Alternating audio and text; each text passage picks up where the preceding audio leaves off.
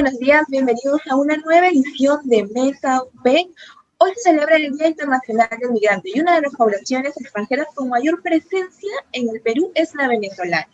¿Cómo le ha afectado la pandemia a esta comunidad y cuáles son sus necesidades más urgentes?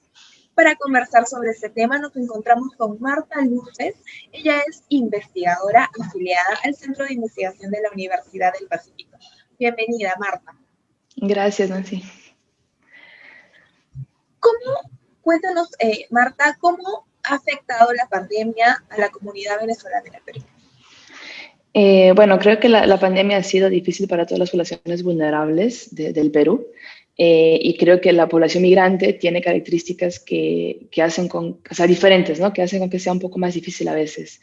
Uno de los desafíos más grandes que enfrentó la población migrante venezolana en el Perú durante la pandemia es la falta de redes, ¿no? De apoyo. O sea, cuando una persona quizás es desalojada y puede irse a casa de sus papás, de sus hermanos, de personas conocidas, la población migrante no tienen esas redes de apoyo en el país.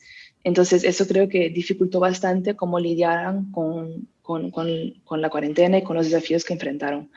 El tema de la informalidad. La población migrante venezolana es una población que trabaja mayormente en el mercado informal.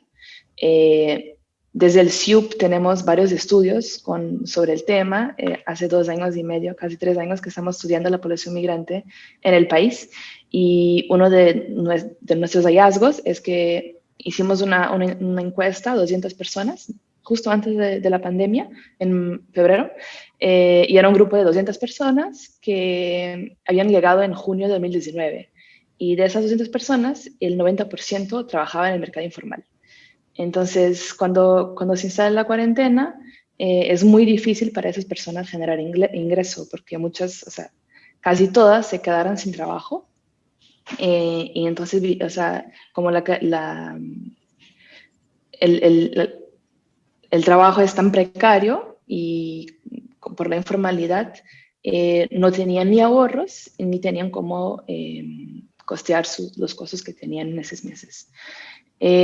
Otro de los desafíos fue también la falta de ayuda del Estado, porque durante los meses de la cuarentena, la población migrante no estaba incluida en los paquetes de ayuda que el gobierno peruano lanzó, sean las transferencias de dinero o las ayudas a los pequeños emprendedores, por ejemplo. Entonces, ahí también se vieron muy solos enfrentando la pandemia. Otro desafío también durante estos meses fue los prejuicios negativos de la discriminación. O sea, hubo un aumento del rechazo hacia la población migrante, no solo en la opinión pública, pero también muchas veces en temas de cuando intentaban acceder a servicios, ¿no? Otro de los desafíos que encuentra la población es que tiene muy poco acceso a servicios porque no tiene estatus regular que lo facilite. Entonces, temas de salud, convalidación de títulos, trabajo, es más difícil. Y hubo muchos reportes de población migrante que intentaba acceder a testes de COVID o a tratamiento y era rechazada por ser migrante. Invitamos a todas las personas que nos están viendo a dejar sus preguntas en los comentarios para que Marta las pueda responder. Y Marta, uno pensaría que de repente es una población, es una comunidad en el Perú que tiene muchas redes y que se encuentra unida. ¿Es esto cierto? ¿O se trata de personas que realmente en un momento tan apremiante como ha sido la pandemia, no han tenido a quién recurrir? O sea, sí es una comunidad de compatriotas bastante unida, pero si nadie tiene cómo ayudarte, no es que puedas recurrir a nadie, porque si todos se encuentran, o sea, si la mayoría se encuentra en la misma situación, se vuelve más difícil que tengas redes de apoyo que te puedan ayudar a tu alrededor. Entiendo. ¿Qué porcentaje de la población, de la comunidad venezolana, cuenta con un empleo en estos momentos? Entonces, lo que hemos visto es que durante la pandemia, la población migrante perdió su empleo, ¿no? Entonces, nosotros desde el CIUC, con esa investigación que se está haciendo, desde el Centro de Investigación del Océano del Pacífico, estábamos justo haciendo una encuesta con este cohorte de 200 personas que te comenté antes de la pandemia, y así que se instaló la pandemia y la cuarentena, seguimos haciendo las encuestas por celular. Y entonces todos los meses íbamos intentando entender cómo iba cambiando la situación de estos migrantes que estábamos encuestando. Y lo que descubrimos es que en abril, cuando, o sea, justo después del inicio de la cuarentena, solo 10% de esa población tenía un trabajo.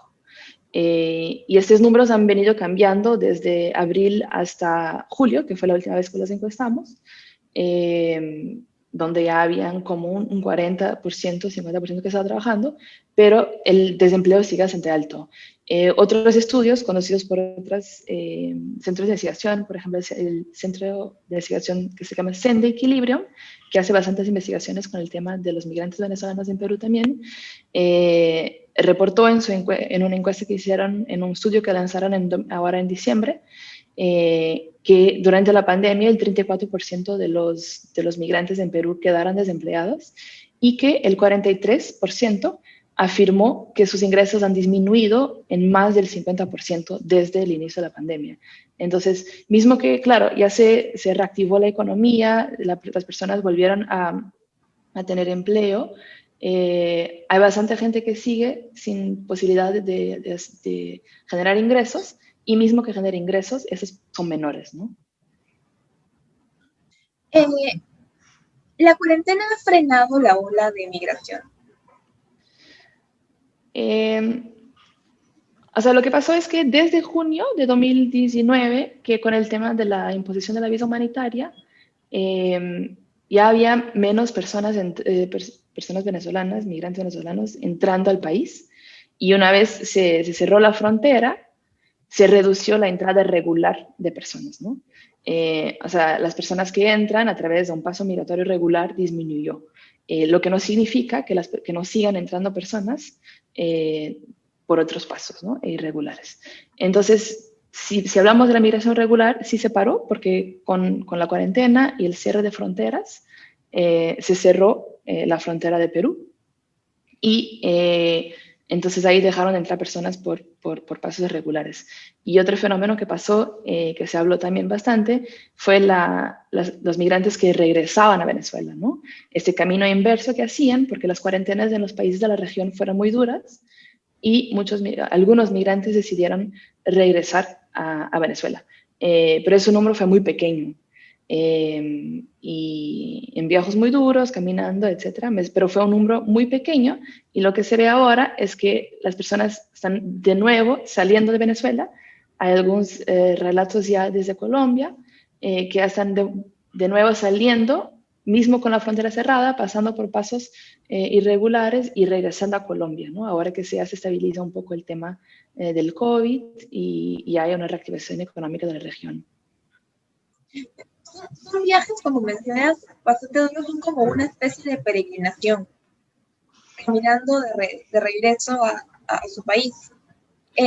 ¿Cuáles son los riesgos digamos, de regresar para ellos, para este grupo de personas, a Venezuela? ¿Realmente ustedes sienten que allá pueden encontrar una calidad de vida mejor que la que tuvieron al salir? Creo que una de las razones por que algunas personas se regresaron es por esa misma falta de apoyos, ¿no? Al menos en Venezuela, muchas de las personas tienen sus familias, que se quedaron algunos miembros de la familia y tienen una casa, una vivienda, ¿no? Entonces, entre estar pasando hambre quizás en Perú o pasando hambre en Venezuela, en ese momento quizás pensaron que era mejor regresar a su casa y tener una vivienda y estar con su familia, ¿no? Porque también son momentos emocionales. Y en ese viaje, que fue hecho caminando, hubo también este incidente al norte de Perú, cerca de Tumbes, de algunos migrantes que murieron porque estaban durmiendo en la carretera. Es un viaje muy, muy peligroso y con muchos riesgos, no solo por este tipo de situaciones, pero o sea, todo lo que es la salud pública, la salud de ellos mismos, el tema del cierre de fronteras, y a veces haber fronteras militarizadas también, el miedo de encontrarse con algún agente de policía, por ejemplo, bueno, el hambre, el frío, el cansancio, todas esas cosas. Hay una denominación, la de refugiado.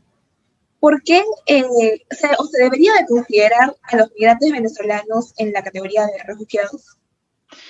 Según la Declaración de Cartagena, la cual Perú ha firmado, sí se debería considerar los migrantes venezolanos como refugiados, porque es más amplia que